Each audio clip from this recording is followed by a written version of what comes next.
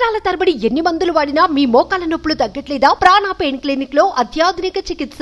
రైలు general బోగిలో ప్రయాణమే కాదు, general ticket తీసుకోవడం కూడా కష్టమే.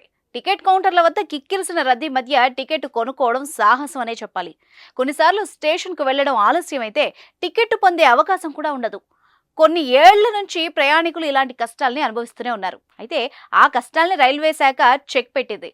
ఇంటి నుంచే రైల్వే జనరల్ టికెట్ ని బుక్ చేసుకునే సదుపాయాన్ని కల్పించింది.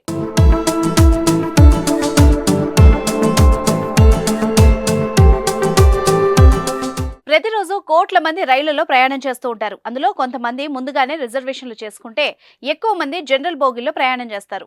రిజర్వేషన్లను చక్కగా మొబైల్ నుంచి ఇంటి నుంచే బుక్ చేసుకునే అవకాశం ఉంది. కానీ జనరల్ టికెట్ కోసం మాత్రం అలా కాదు. ముందుగా స్టేషన్కి చేరుకోవాలి, ఎంత పెద్ద క్యూ ఉన్నా లగేజీతో నిల్చోవాలి. చివరకు చెమటలకు తడిచిన చొక్కాతో టికెట్ తీసుకుని ప్రయాణం చేయాలి. అనుకోని ప్రయాణాలు చేయాల్సి వచ్చినప్పుడు మాత్రం మనం వెళ్లి టికెట్ తీసుకునే లోపే ట్రైన్ కదిలిపోతూ ఉంటుంది. ఒక్కోసారి టికెట్ తీసుకునే సమయం కూడా ఉండదు. ఈ సమస్యల పరిష్కారం కోసం గతంలోనే రైల్వే శాఖ యూటీఎస్ యాప్ని అందుబాటులోకి తీసుకొచ్చింది. ప్రయాణికులు క్యూలో నిల్చోకుండా ఈ యాప్ ద్వారా జనరల్ టికెట్ ను బుక్ చేసుకోవచ్చు. అయితే ఇది రైల్వే స్టేషన్ కు 2-3 కిలోమీటర్ల దూరంలో ఉన్నప్పుడు టికెట్ బుక్ చేసుకునే అవకాశం కల్పించేది. దాంతో సమస్య పూర్తి స్థాయిలో పరిష్కారం కాలేదు.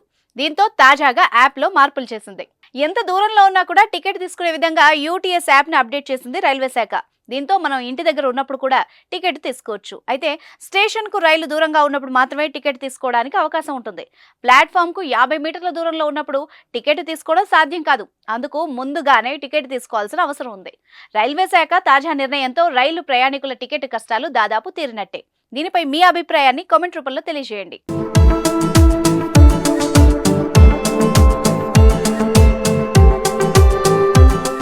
సుమన్ టీవీలో మీ పర్సనల్ అండ్ బిజినెస్ ప్రమోషన్స్ కోసం కింది నెంబర్కి కాంటాక్ట్ చేయండి.